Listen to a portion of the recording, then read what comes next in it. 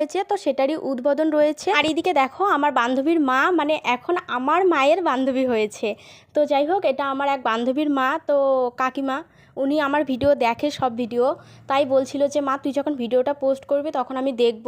তো সেই জন্য কাকিমাকেও নিয়ে নিলাম আমার ভিডিওতে। তো চলো আগে ঠাকুরটা দর্শন করে নিই। এই যে আমার মামাতো ভাই, ও এসেছে আমাদের বাড়িতে। তো এই যে ঠাকুর দেখেই নিলে তোমরা, আমি এখানে কিছু ভিডিও করে নিলাম। এবার চলো হিমঘরটা চারদিকে ঘুরে দেখা যাক, যেহেতু নতুন একটা রাইস মিল ওপেন হয়েছে, সেটাও আমরা আজকে ঘুরে দেখব।